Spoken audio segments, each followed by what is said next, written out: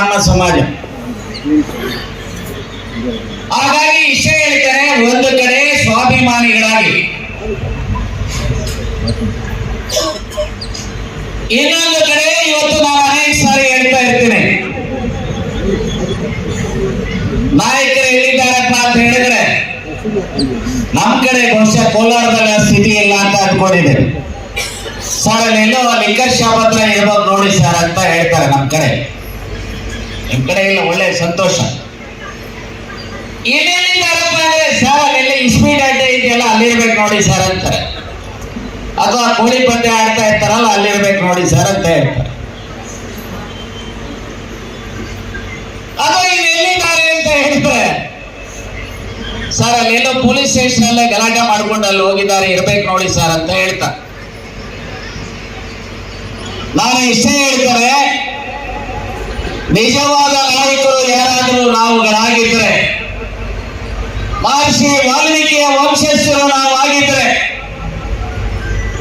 ನಾವಿವತ್ತು ಪ್ರತಿಜ್ಞೆ ಮಾಡಬೇಕು, ನಾವು ಕುಡಿಯೋದಿಲ್ಲ, ನಾವು ಜೂಜಾಡೋದಿಲ್ಲ, ನಾವು ಹೊಡೆದಾಟ ಮಾಡೋದಿಲ್ಲ. ಮಾಡ್ತೀರಾ? ಮಾಡ್ತೀರಿ. ವಾಯ್ಸೇ ಬರೋದಿಲ್ವಲ್ಲಪ್ಪ. ಹೇಳ್ಬೇಡ್ರಿ.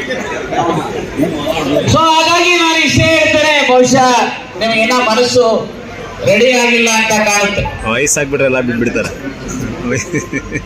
ಈ ಮೂರನ್ನ ತ್ಯಜಿಸಬೇಕಾಗುತ್ತೆ: ಕ್ರೌರ್ಯ, ಜೂಜು ಮತ್ತು ಎಂಡ.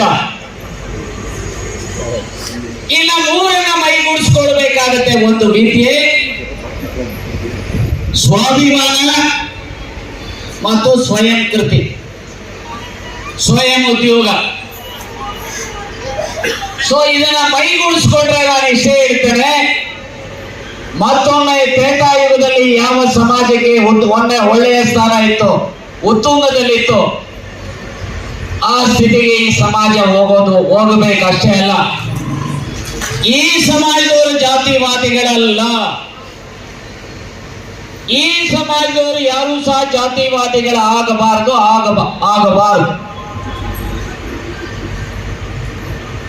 ಮಹರ್ಷಿ ವಾಲ್ಮೀಕಿ ರಾಮಾಯಣದಲ್ಲಿ ಸೀತೆಯನ್ನ ಚಿತ್ರಿಸಿದ್ದಾರೆ. ಸೀತೆ ಯಾವ ಜಾತಿ ಅಂತ ಯಾರಾದರೂ ಹೇಳ್ತೀರಾ? ಸೀತೆ ಸಾಕು ತಂದೆ ಜನಕ. ಜನ್ಮ ಕೊಟ್ಟಂತವ್ರು ಯಾರಿಗೂ ಇವತ್ತಿಗೂ 7,000 ವರ್ಷಗಳ ನಂತರನೂ ಸಹ ಯಾರಿಗೂ ಗೊತ್ತಿಲ್ಲ.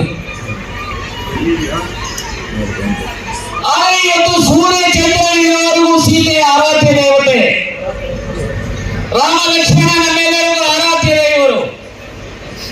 ಯಾಕೆ ಅಂದ್ರೆ ಜಾತಿಯ ಕಾರಣದಿಂದ ಅಲ್ಲ, ಅವರ ಸದ್ಗುಣಗಳಿಂದ ಇವತ್ತು ಅಜರಾಮರರಾಗಿದ್ದಾರೆ.